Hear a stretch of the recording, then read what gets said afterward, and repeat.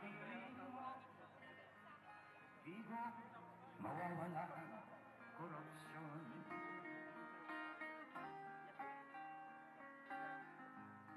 Tayo na, Pilipinas, tayo na bago. Hawak kamay tayo para sa pagkasenso. Huwag niyong yung kay John.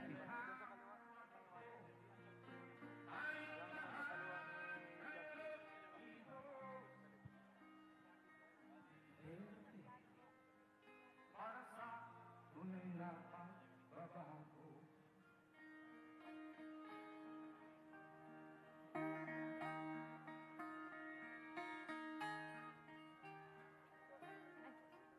Mas dali mo ang pag-ibig para mag-ibig.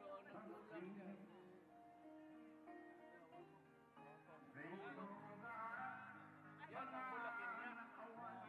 Dapat bigyan.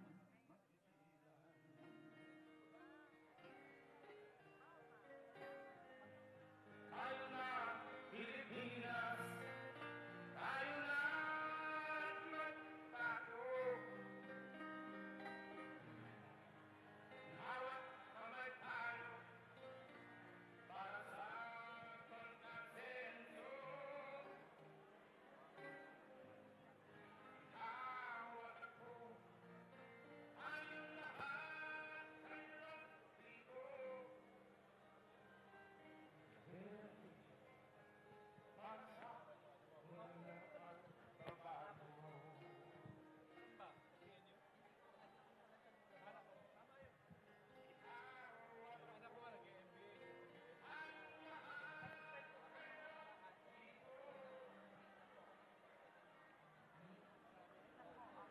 Para sa tunay na pagbabago.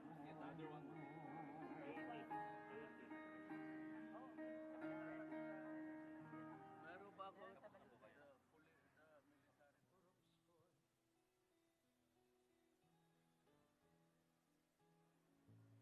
Tayo na, Pilipinas, tayo na magbago. Hawak kamay tayo para sa pagkasenso. Ikaw at ako, tayong lahat.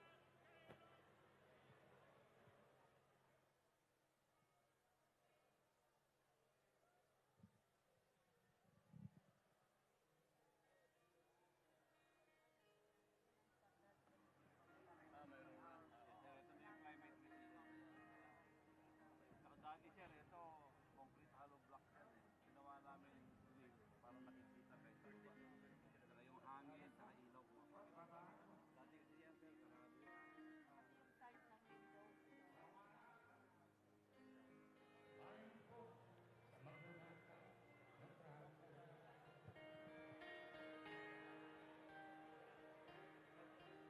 Madilim na kahapon, ikaw ang malabo. Sa piling mo, di ko mawawala ang korupsyon.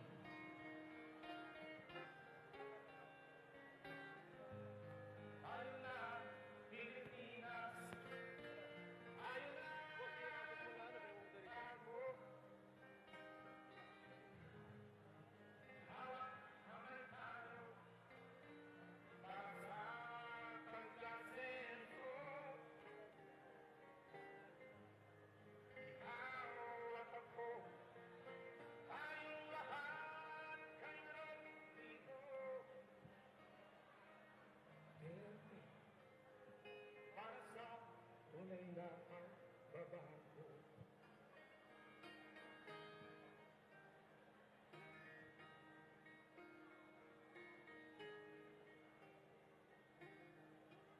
Masdan mo ang paligid, talamak ang krimen,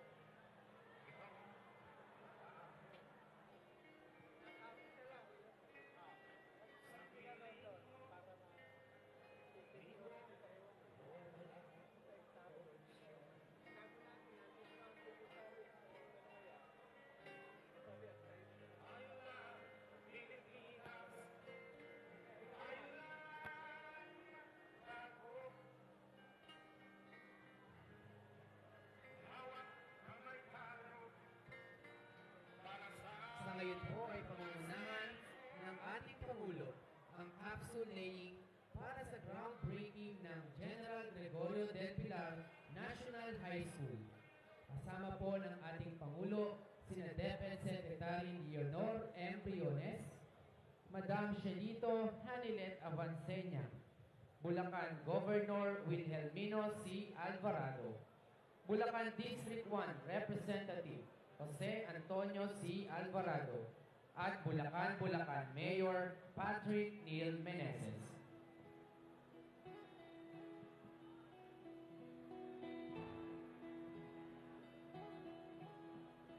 Ikaw ang Pangulo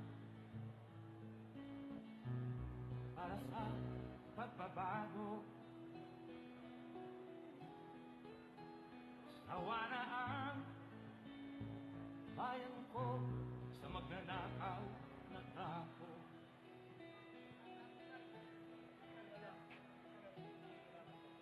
Madilim na kahapon, ikaw ang mataahon. Sa piling mo, di ko mawawala ang korupsyon.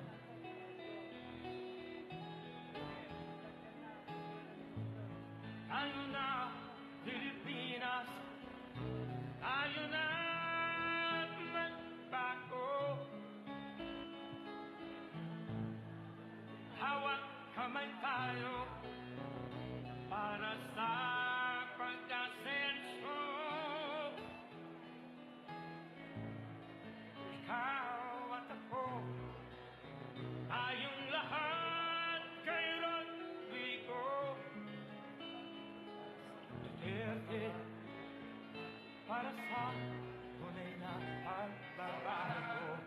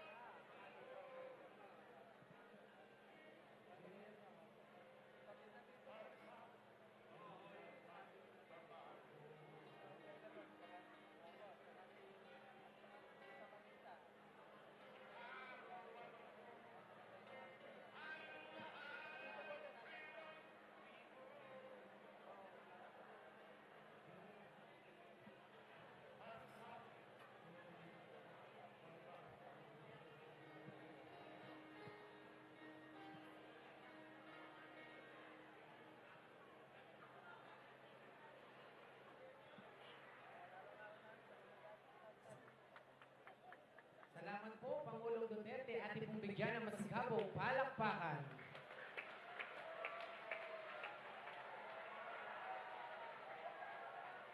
ipapakita rin po sa ating lahat ng ating Pangulo ang proposed school building plan ng Pandi National High School o tinatawag na Virginia Ramirez-Cruz High School Extension sa pamamagitan ng isang miniature model. Kasama din po ang ating Pangulo, si Pandi Mayor Celestino Marquez.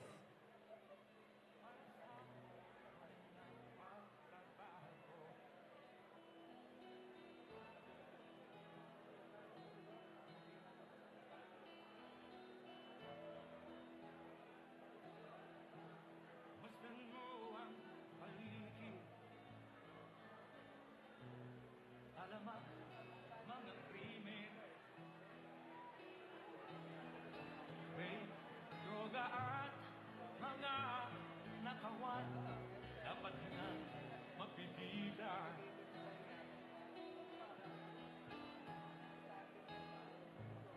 Tayo na Pilipinas, tayo na magbago. Hawak kamay tayo para sa pagkasenso. Ikaw at ako, tayong lahat.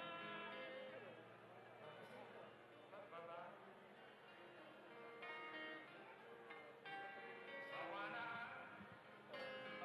bayan ko.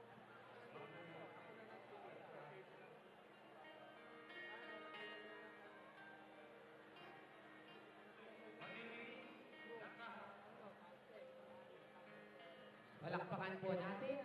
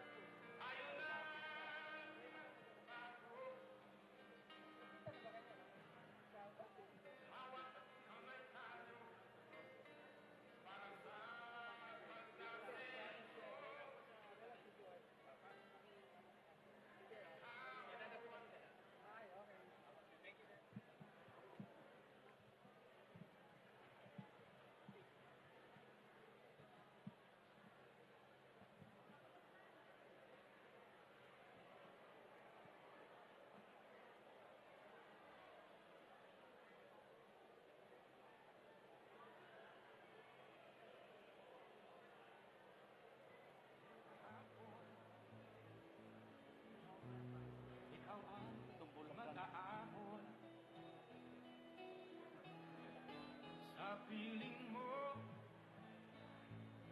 Di ko mawawala ang korupsyon.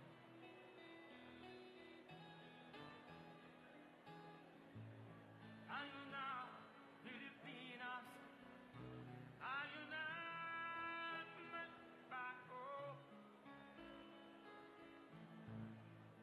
Hawak kamay tayo para sa pagkasenso.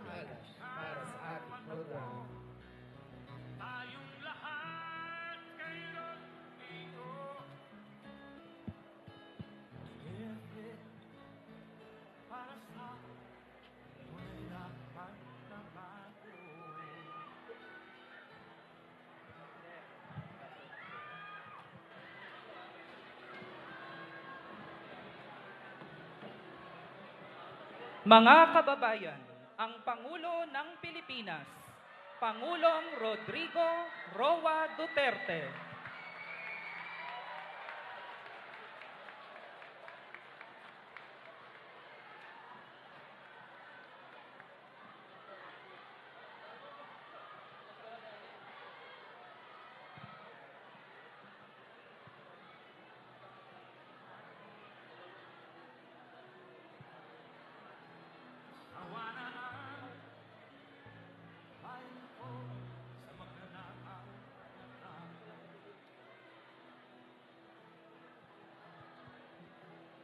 Magsiupo po ang lahat.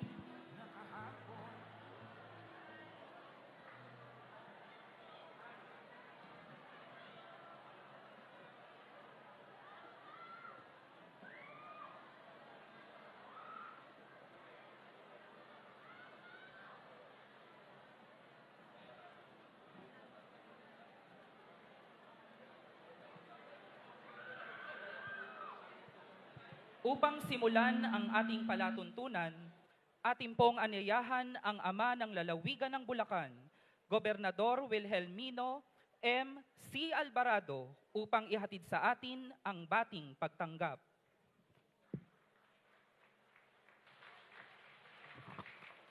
Maraming salamat for that very generous introduction sa atin pong Pangulo, Mayor Rodrigo Roa Duterte. Palakpakan nga po natin. Ang taal na tiga Bulacan, si Ma'am Hanilet. Palakpakan nga po natin. Secretary Leonor Briones ng DepEd. An alumnus of this school, Secretary Fortunato, palakpakan nga po natin. La Peña, Congressman Jonathan C. Alvarado, Mayor Patrick Meneses, Mayor Marquez, Tinoy, mga kalalwigan, mga kababayan, Secretary Bongo, palakpakan nga po natin. Mga kalalwigan, mga kababayan, magandang gabi po sa inyong lahat. Sa ngalan po ng mga mamamayan ng bayan ng Bulacan, na unang kabisera ng ating lalawigan na kung saan dito rin sa banal na lupang ito, nakitayuan natin, itinayo ang unang probinsya ng ating lalawigan August 15, 1571.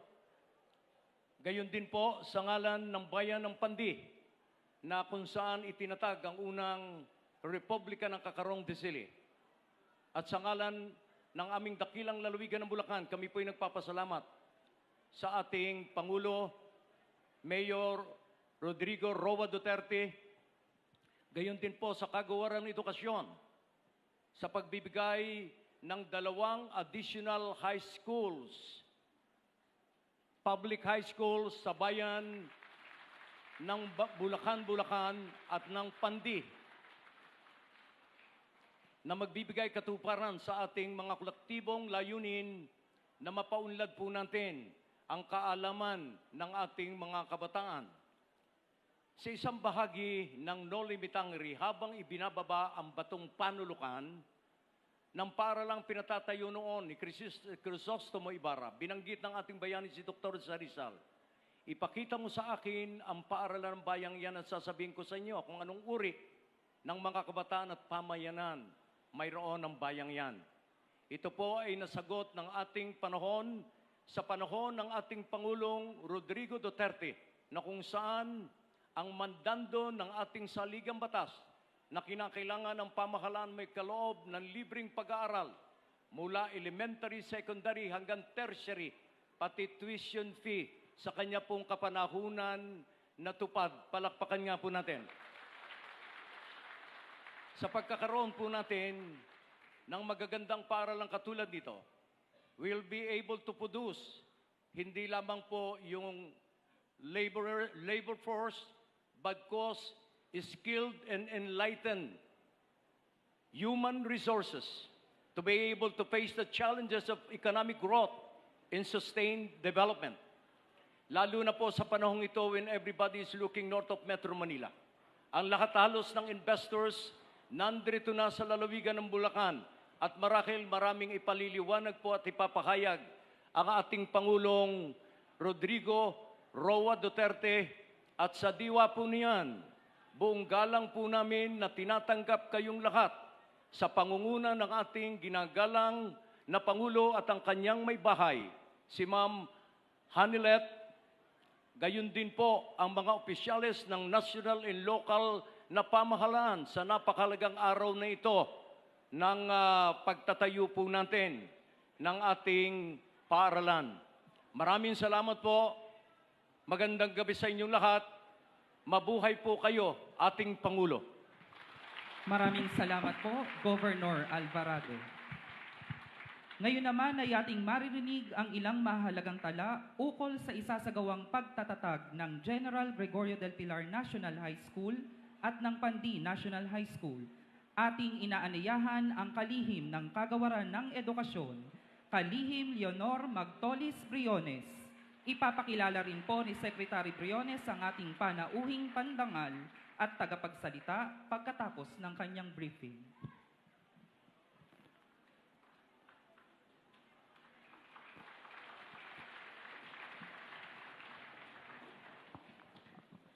Magandang gabi, lalawigan ng Bulacan. Magandang gabi, mga mamamayan, guro, at mga mag-aaral dito sa Bulacan, at saka sa Pandi. Magandang gabi sa lahat na Pilipino na nagsasabi na kailangan natin ang edukasyon para maisulong ang ating bayan. Siguro, maraming magtatanong, bakit nagtatayo tayo ng dagdag na mga paaralan sa Bulacan? Sinabi ko nga kanina sa ating mga teacher, ang Bulacan ay mahalaga at mahal na bahagi ng ating bansa. Isa ito sa mga probinsya na nangunguna sa revolusyon laban sa mga Kastila, nangunguna sa ating pakikibaka sa agrarian reform during the 1950s and the 1960s. Ang Bulacan ay hindi lamang tahanan ng mga trabahante, kundi tahanan ng ating mga bayani mula sa panahon ng Kastila, panahon ng Hapon, hanggang sa ngayon. Mahalaga din ang Bulacan dahil karatig lang siya, tabing-tabi ng Maynila. Ang overflow ng tao sa Maynila, mga nag-aaral, pumupunta sa Bulacan. Ang Bulacan, napakalaki ang promise for development.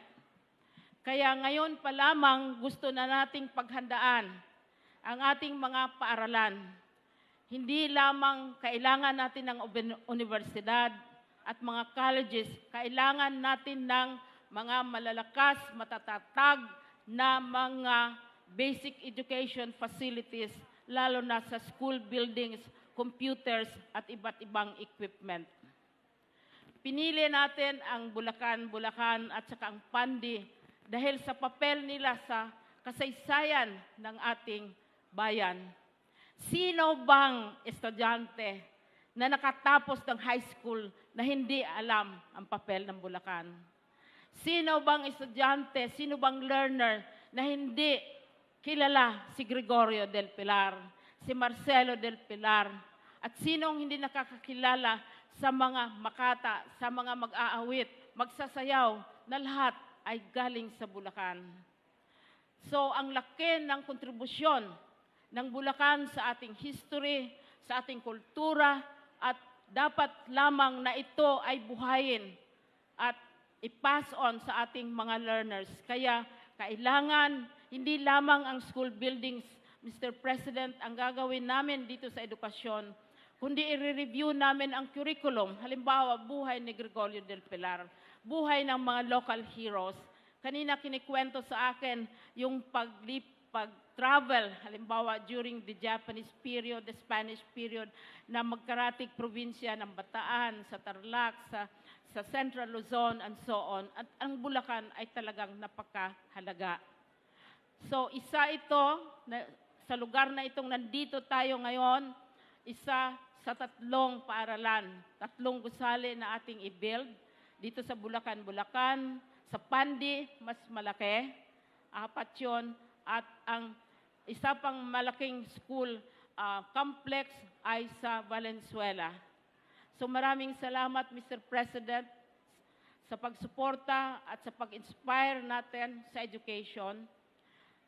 Maraming salamat sa ating local government officials na sila ang tumulong sa pag-identify sa mga lote, mga sites kung saan ilalagay ang mga eskwelahan. Pero napakalaking pasalamat sa mga mamamayan sa Bulacan.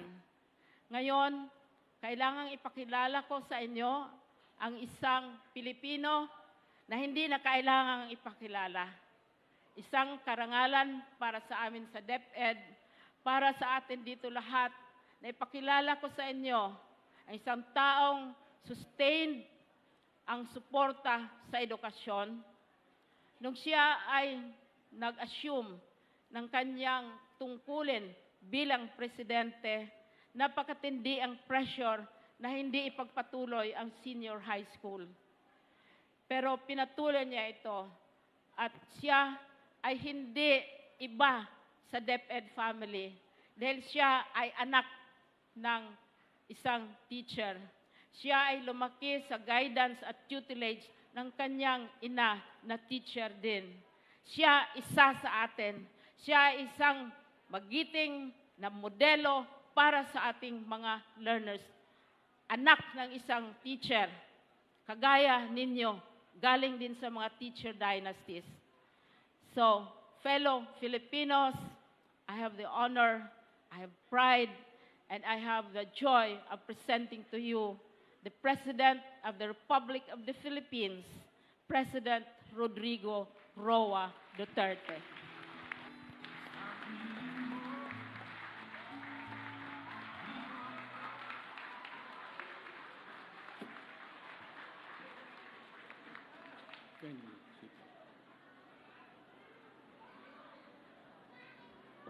Thank you for your courtesy.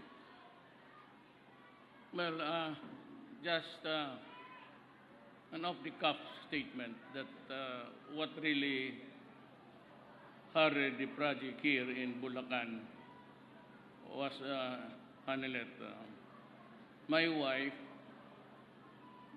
was from Valenzuela, Bulacan. For a time when she was taking up nursing, during some seminars, nakatirhaw dito yan sa Valenzuela, kagaya ninyo.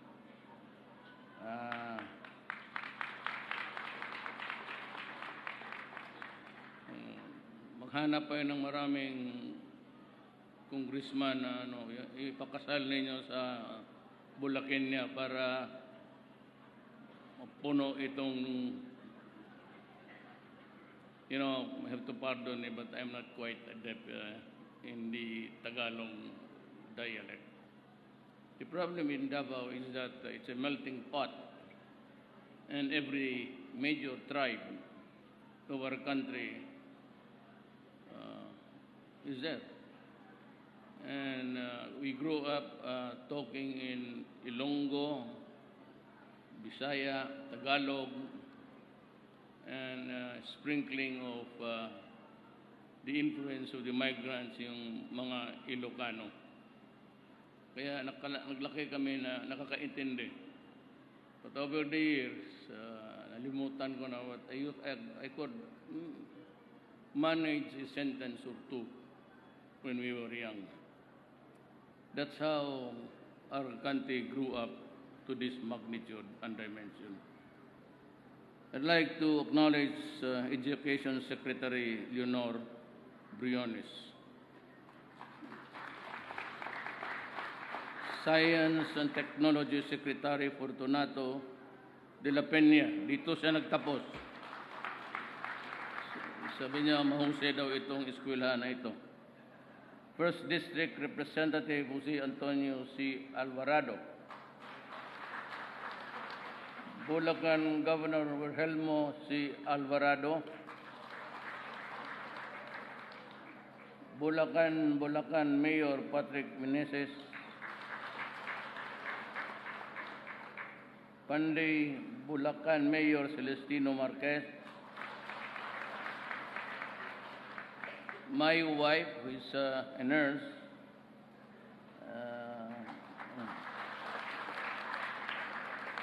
at noong bago pa kami,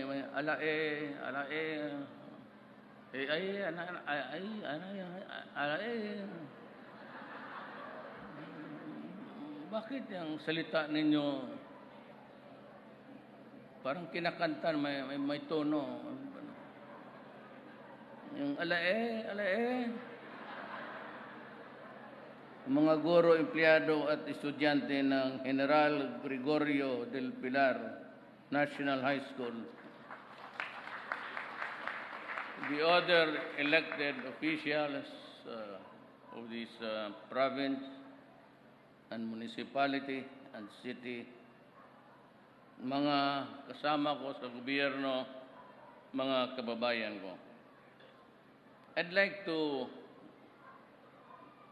let the ball rolling. I do not give speeches. I just discuss matters with. Ang problema, baka maubusan ako ng Tagalog. Tapos, ang tinatanong ko, yun namang mga Bisaya dito na sundalo. Ano yung Tagalog dito? Kasi kami magsalita kami ng misis ko. So,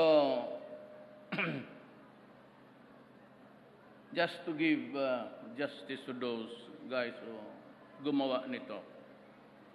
Isa dyan sa mga babaeng maganda.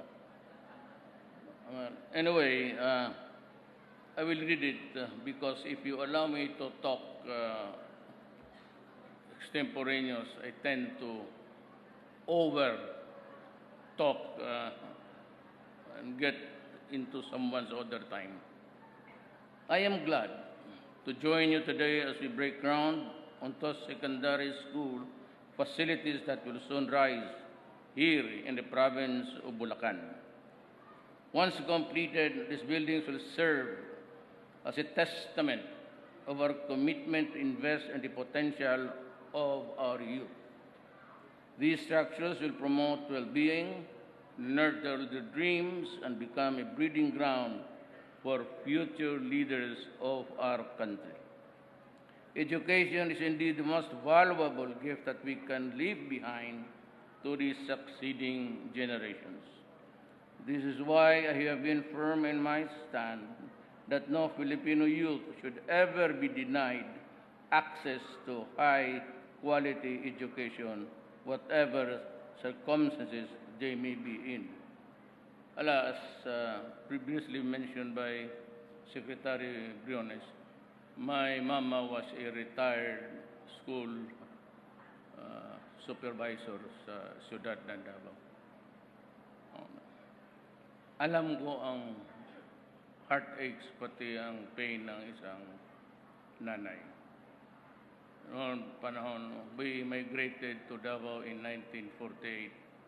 And you can just imagine, we had to hack our way into the city.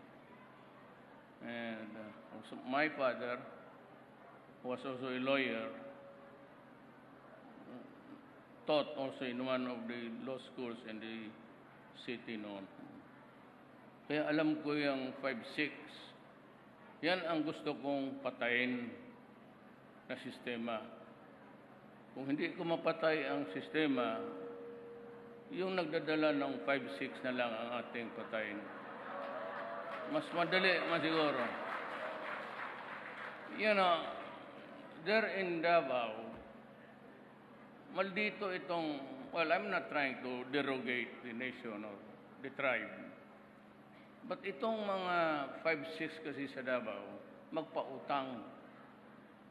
Pagkatapos, pag mag-utang ka ng pera, pautangin ka ba ng kama, TV set, So, dagdagan nila, so you are in perpetual bondage. Talagang mas lalo, you are, parang ang tao is slave working for you or for your money. Ganon ang nangyayari dito sa yung patong-patong eh. Ngayon, kung nangyari yan dito, sabihin ninyo ako. Kasi, alam mo, I just want to be fair to everybody. Nandiyan na yung negosyo at maraming mahirap. Hirap naman talaga sa pera. Ako hindi na ngayon. But we had a run for it for some time in our lives. Long time ago. Huwag din nyo masyadong it's a kind of oppression. Pautang ka, tapos mag-deliver ka ng refrigerator. So, he will die in penury at mahirap nga yung panglibing. Sabi ko sa kanila doon, better stop it. Kung magpahinga yung diretso, yung the adapted method of lending the money and getting back the payment.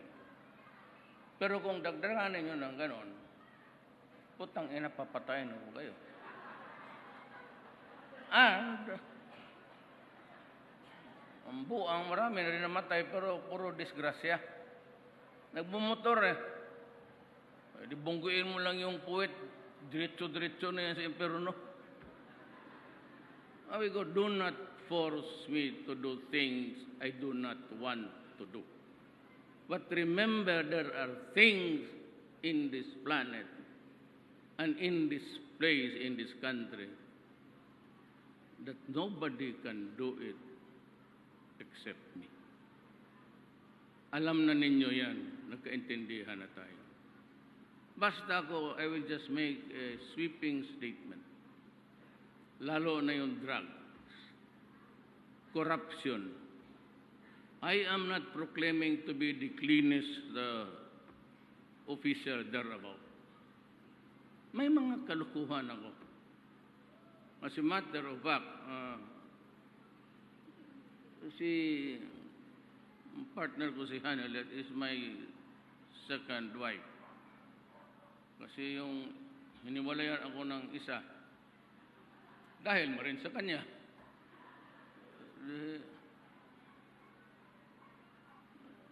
Meron akong mga tawag namin sa Bisaya, apan. Apan, in Tagalog, it's but, English pa yan.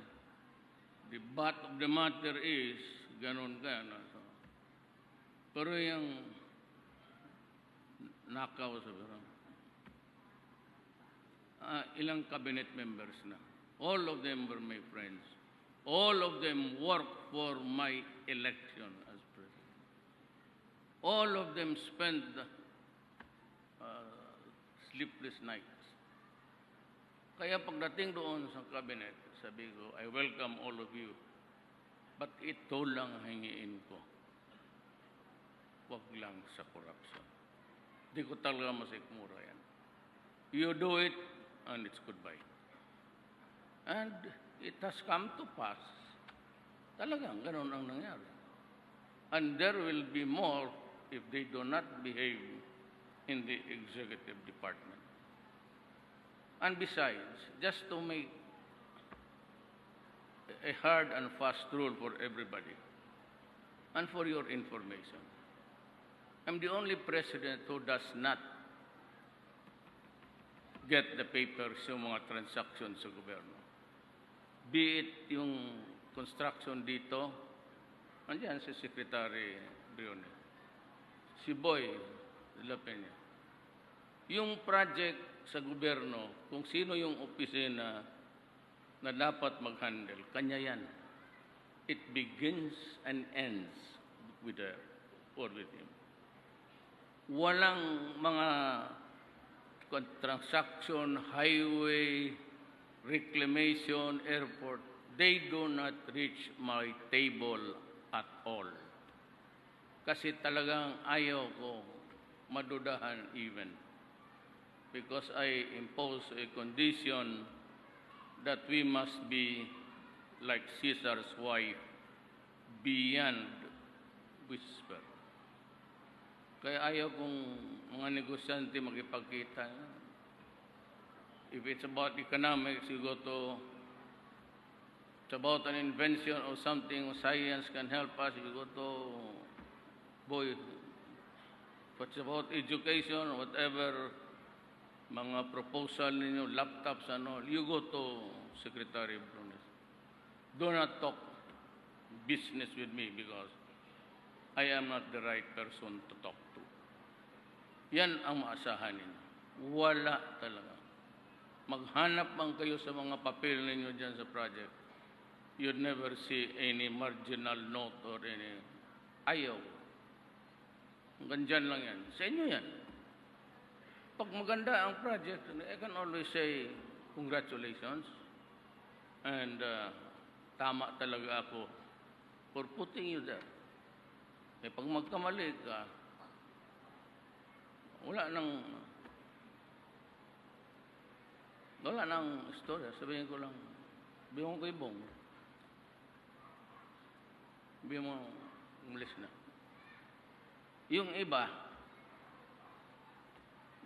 talagang for the first time, itong mga sundalo na gwardiya sa Malacanang, for the first time nakita nila dito sa panahon ko, talagang nagbubugbog ako ng tao.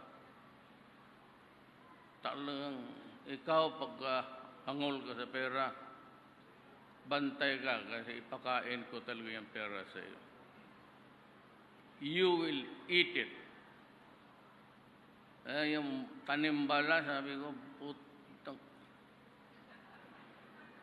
kakainin mo yan, lunukin mo. Kaya naman yung isa, I'm sure nabasa ninyo yun. They go around selling the idea of a revolutionary government. At ako raw yung, I will head it. My God, you can disabuse that. Hindi ako ganun na pagkatao. I'm a lawyer and I should know where I belong. I will stay to the last day of my term. Then I will step down. Masiguro ninyo yan. Wala akong ambisyon. I've been mayor of Davao City for 23 years. I've been a congressman. I've been the vice mayor. Then I've been mayor and mayor again. Halos 40 years, lahat-lahat. Di ko na kailangan. I am not impressed with accolades and mga clapping applause. Hindi kayo. I mean, that's natural. Pero yung you go into a self-gratification. Yung Boracay, they were about to open it. And I saw doon sa TV, photographs na, welcome, Mr. President, tapos thank you. Sabi ko sa mga police pati sundalo, tanggalin ninyo yan. At hindi ako pumunta sa opening. You do not have to thank me. Why? I'm paid. And I don't accept awards. Wala naman talagang binigay ang eskwelahan sa akin from kindergarten to college of law. Walang nagbigay, basket tansa na lang sana. Sa 75 lang naman tayo. Teacher man yung nanay ko, sabi niya, Rodrigo, paano ba to? Nakakahiya naman. Wala ba talaga itong pag-asa? So, kikinig lang ang tatay ko, sabi ko, Ma, maglaro pa man ako. Bakit hindi ako makalaro pag galing sa eskwela? Bakit mo ako paaralin kaagad? Hindi, kasi gano'n. Sabi ko, 75, noon pa man yan. It has worked well for me. Every year, first grade, second grade, dandahan lang, 75.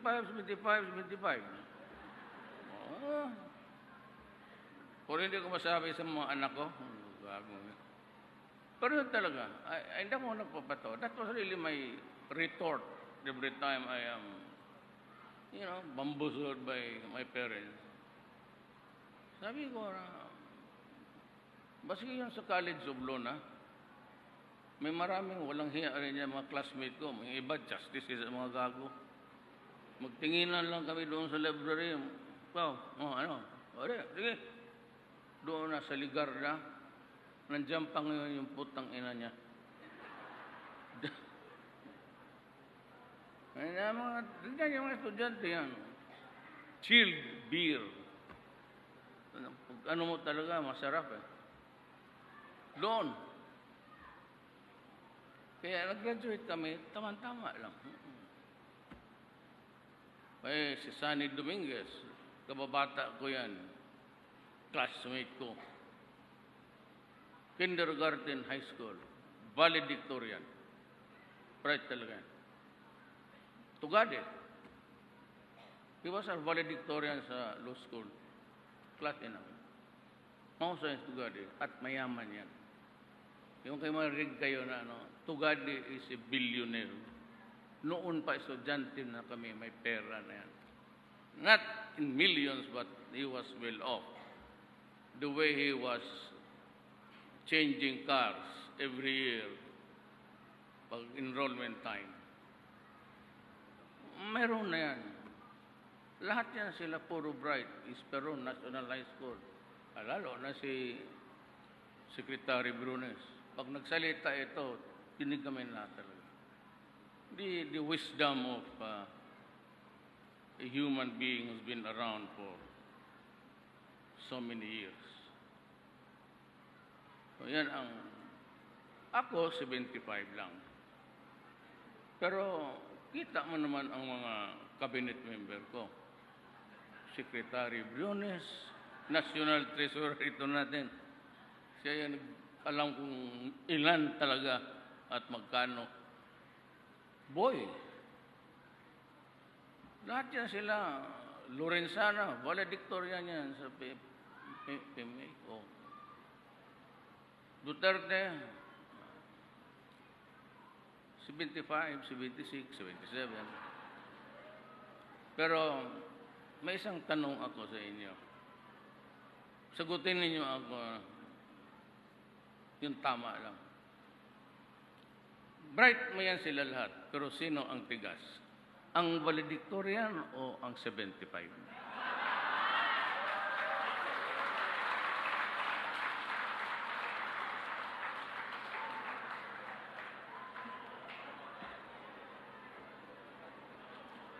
Kasi kung may Bisaya dito, ganito magsalita. It's an idiom, it's a Visayan idiom, actually. Pag sinabi ng ama mo o ina mo, dong hanggang pantalan ka lang. It's an idiom, Visayan word, para sabihin na wala ka talagang pag-asa sa buhay. Kaya sabi ko sa tatay ko, okay man pa, basta bayaran lang ako sa kinakarga ko. Ganon ang gusto mo. Wala akong magawa eh. Sige. So he died. He never thought that I would make it even to the mayorship. May siya kasi father and son, but I was not close to him. I was close to my mother. Pero may distansya kami. Siguro, behavior or attitude. I don't know which is which. Kaya, but he was there when ng College of Law ako. Second semester. So yan ang istorya ng buhay. Hindi naman kailangan talaga na summa cum laude. Wala ako niyan. Cum laude, what? First honor, na. Last honor, wala. Ang tinatanggap ko lang na award sa eskwelahan ko. Kasi pinagpaguran ko. Alam mo yung...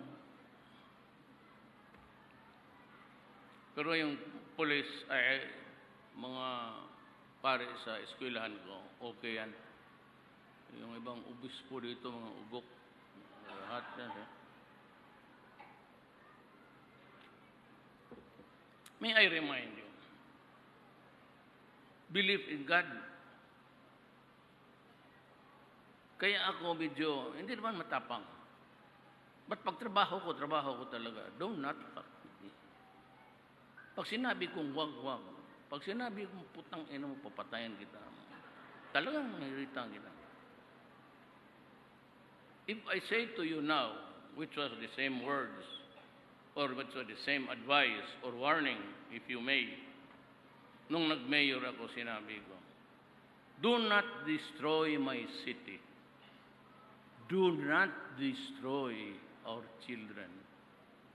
Do not feed them with drugs.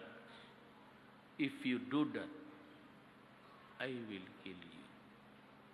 Nung presidente ako, sinabi ko yan. And that did not sit well with mga human rights. I'm sorry. You have threatening to file a case against, go ahead. Basta sinabi ko, huwag ninyong sirain ang Pilipinas kasi kaisa-isang bayan ko to. Ganoon lang siguro kami sa Mindanao. It is almost a land with an eternal conflict. Pero mahal ko pa rin ang bayan ko. So pag sinabi kong wag. Pag sinabi kong papatayin kita. Sabi record niyan, isumbong nila doon sa bakit? Sino bang Pilipino hindi papatay ng tao pag niwasak mo yung drugs? It will cause a breakage of kapag hindi. It is a thing that is dysfunctional sa lahat. You want to destroy a family? Maglagay ka lang ng isa o dalawang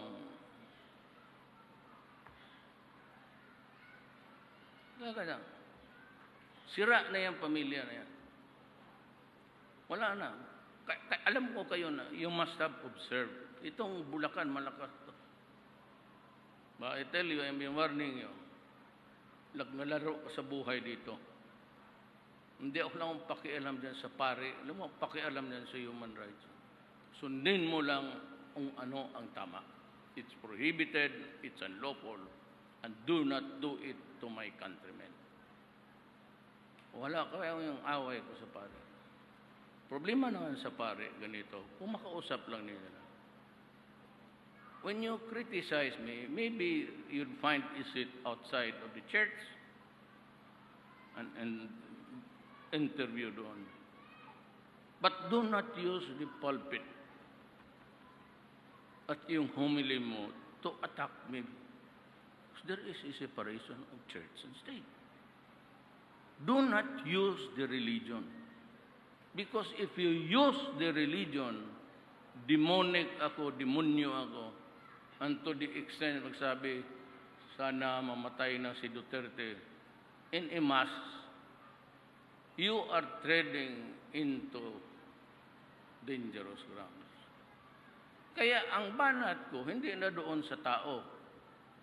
Ang church na. Kami noon sa Ateneo, we were really being grouped dito sa, lahat kami. Falbi was assigned in Mindanao, but Ateneo de Davao, about 4 years. Yung generation na yun, nakatikim lahat yun ng tanungin ka, bless me, Father, for I have sinned. Come on. What's your sins? Or sins? Ano man ka? 13 years old. Come on. We do not have the whole day to wait for your sins. Mag-imbento ka na lang. Kasi ano ba kung sabi? Tapos habang hawakan kami. Kaya itong church, sa Davao, may namatay na pare. Hindi ko lang, because the law will punish me. Because I was just 29. He died of AIDS. Yung anal, niya, nabulok. Ay yung parish priest ng Biliran, he was molesting the boys for almost 10 years that he was assigned. Sabi ko, if you want to solve the problems of our government, you better solve them. Nabasa ba ninyo yung libro ni There's a book going around. Actually, it was written by a commentator sa CBCP. He wrote a book and he died. I don't know what was the cause of that. But doon, sinasabi niya, altar secrets. If you want really to know the history of how stinking the Catholic faith is, you read the book if you can find it. Mabili mo sa online. The title is The Popes. The Popes.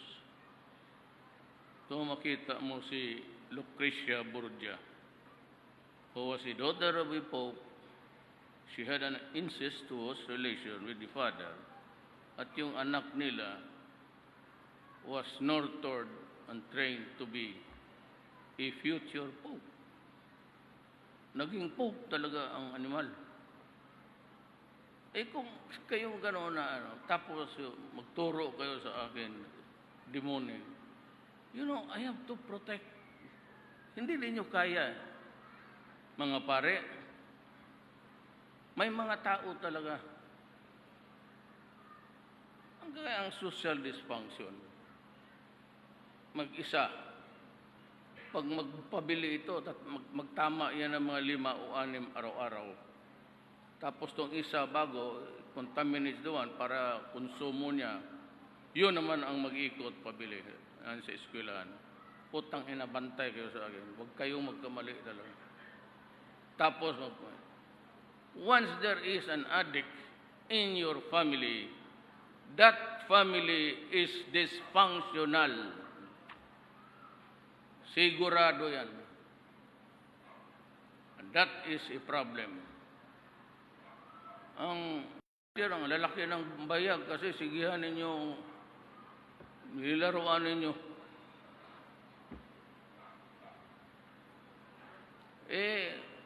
Alam mo, ang history ng simbahan, their influence was overwhelming talaga.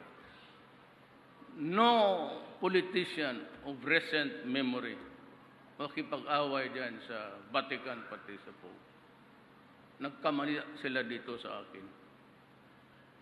Ako, so be it. If it will cause my downfall, I will accept it.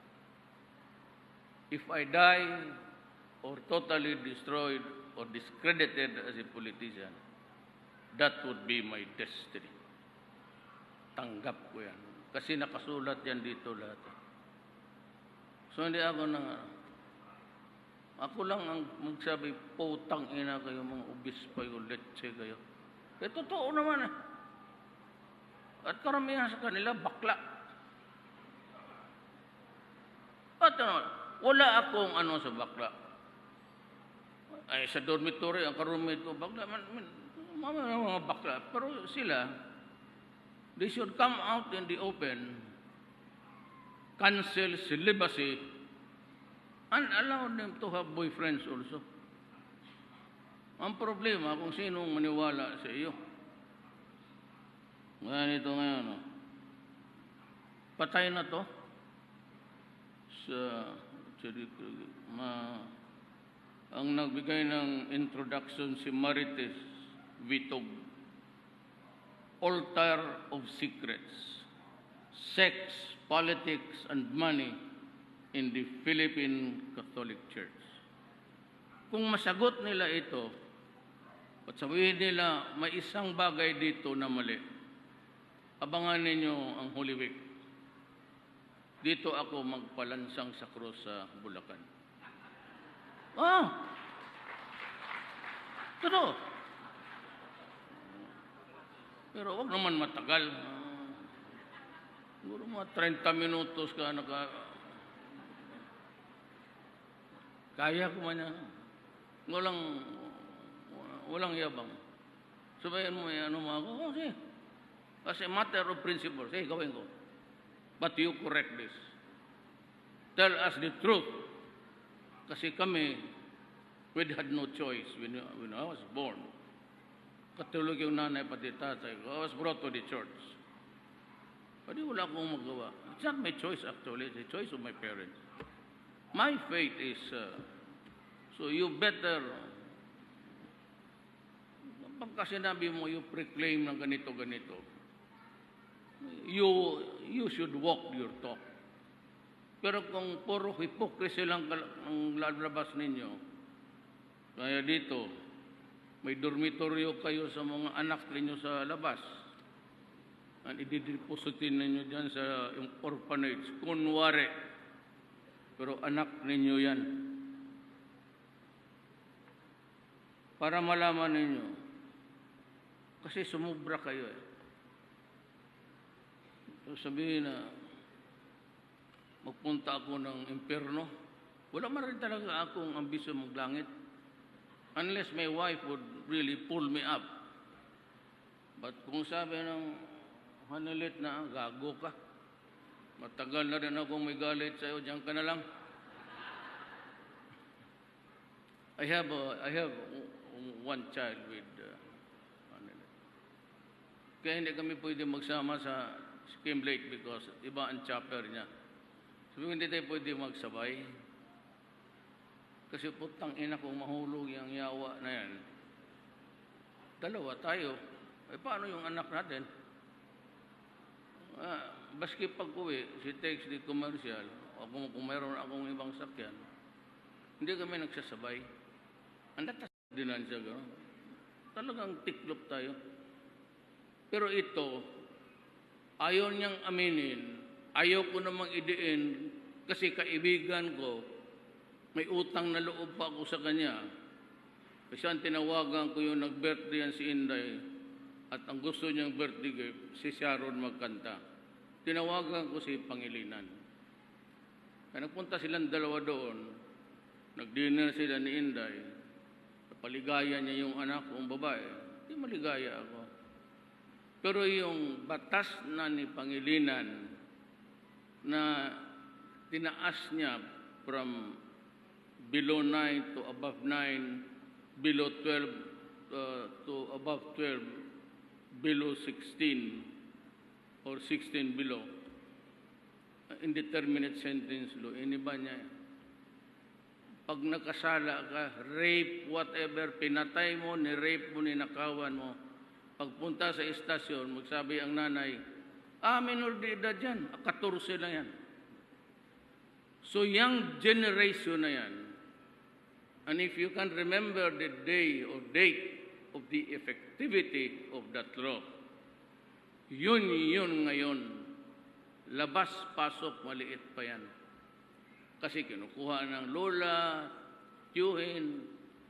So, they never had even a lecture of accountability. Kasi mag-rape, patay niya, nakawin niya, libre man. Ano ang paradigm niyan? Ganon. Yan ang sinisisi ko.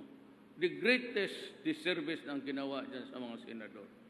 Pangilinan. Bakit? Pumunta ng Amerika pa choy-choy, kinopya yung mga batas noon. But sa Amerika, there is always a halfway house. Dito may half the DSWD. Iwan mo sa opisina nila, wala silang selda, wala lahat. Kaya pinapalabas nila, anuhin namin yung kriminal na bata. Kaya nagkalitse-litse ang buhay natin. It's really default. I'm sorry. Sabi ko. But kung tatakbo siya, I will vote for him personally. Pakita ko pa sa inyo. Pero kung sabihin ko, magsabi ako sa mga tao ng kampanya, he should not belong in the Senate. It was a very fatal. Kaya tayo nagdudusa ngayon. Nakita mo yung mga bata na kung anong gawin tatakbo, pahuli, release. And that is why you talk now about education. There is really an urgent and immediate duty of the educators to instill, hindi madala to instill yung accountability or the responsibility of, wala hindi natatakot sa batas. Kaya sabi, ayaw mong maniwala sa batas. You bring the stakes higher. Hindi madala kasi nire-release Ay ngayon, kung magpasabihin pa, sabihin ba nung kapitbahay niya, fuck you, yung anak mo, anuhin ko pa yan ulit bukas. So you contribute disorder in the order. Kaya nga, sabi ko, gutom naman kayo, ang nabusog dito yung lamok na dingge. Wala man dingge dito. Mag-uwi na lang tayo. But I'd like to hold only those who has the stomach for adventure. Who would like to have this book? Can I have it? Pasa mo na lang. Galing ko ba seminaryo? Ha? Ha? Kung galing ka seminaryo, alam mo na yan. Ibigay mo na lang doon sa... May isa ka pa. Doon sandalo. Tostina.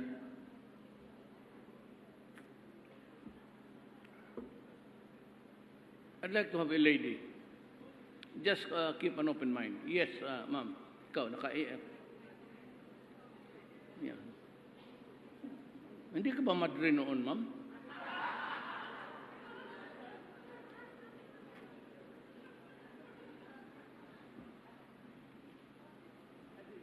Just keep an open mind. Meron ka ba?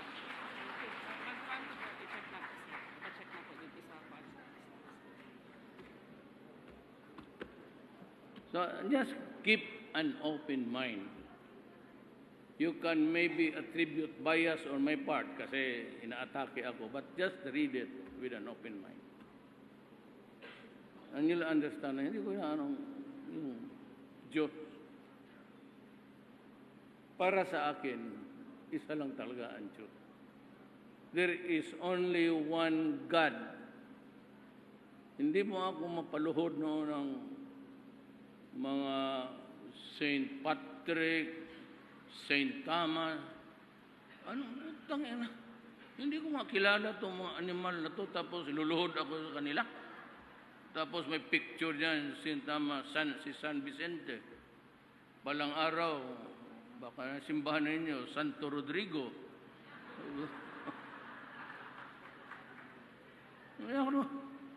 Crazy. Alam mo ba ilan ang saints ng Catholic Church? Do you know how many? 5,000 plus. Saints. Kanya-kanyang saints. Basta mabait dyan, baski na luko-luko, malakas ka doon sa Vatican, santo ka. Ito namang mga gagong luluhod-luhod. Sino itong buang na ito? Wala man tayo nakakita. No? Your God is different from my God. Alam ko may concept ka sa Diyos. Maybe sitting as a human being with an aura of blessedness. Pero kanya-kanya tayo. Yan ang ibig kong sabihin doon sa pare. Do not impose one God for all of us. I believe in God, but it is not necessarily your God. Huwag mong sabihin na yun ang you created an image of God, tapos ipipilit ninyo sa amin. Mahirap yan. Mahirap yan. Mahirap kung tatagal pa tayo dito kasi yung sa likod nagabulungan yaw-yaw. Putang ina ito, tagal-tagal, kanina pa tayo. I have to go because pupunta ako ng kampo. I have to fly there tonight to distribute houses. Yung kinuha ng Pandi, kanila na lang sabi ko sa sundalo. Mahirap pa rin yan. Totoo nga mga, yung ano ng left, yung rubber rouser, sige. But, you know, it's illegal. It's against the law. But sabi ko sa mga sundalo, retreat na lang kayo. Kababayan natin yan. Tsaka mahirap. Ang konsuelo natin, at least nagagamit ng Pilipino. That's about it. Huwag natin paputahin mo, parade mo. What for? Maghintay na lang. But ang promise ko kay Hanilet it has to be a national science high school, but it's distributed in the province of Bulacan. Dahil sa population Saka magbiyahe-biyahe pa, malayo. So strategically, it should be where the people are. So I hope I have made my point very clear to you. And thank you for bearing with me. Pardon my word of ang sinabi ko, I'm prone to use epithet pati curses. May isang article dyan sa Bright na media. Ang nilagay, etiquette. Epithet, ibig sabihin, mura. I'm used to curse and shout epithets. Ang nilagay doon sa report nila, etiquette. Bright na bata. Maraming salamat po. Maraming salamat po, Pangulong Duterte. Hinihiling po namin sa Pangulo na manatili sa stage para sa photo opportunity in 6 batches. For the first batch, LGU of Municipality of Bulacan and the Municipality of Pandi, on stage please. DepEd officials, please get ready.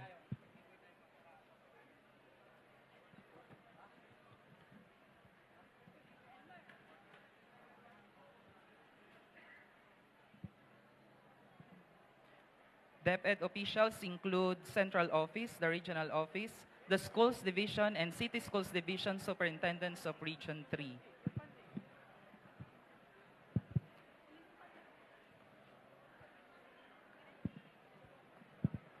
LGU of the Municipality of Pandi, on the stage, please.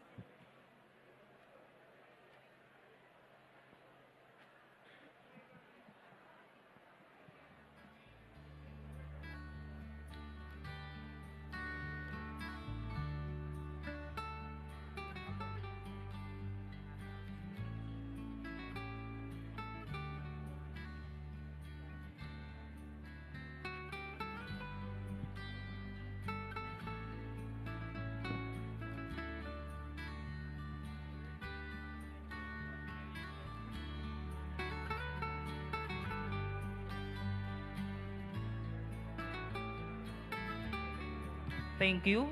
Second batch on stage, please. DepEd officials.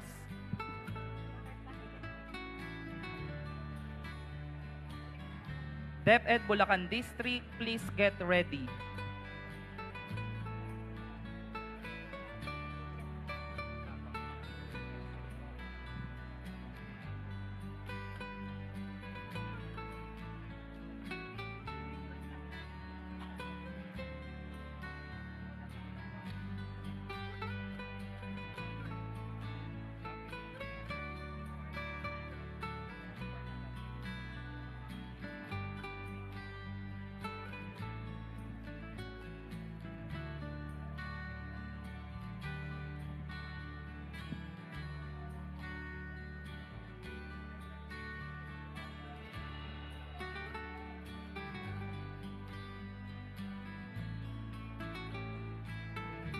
Thank you, DepEd officials. Third batch, on the stage, please. Bulacan District.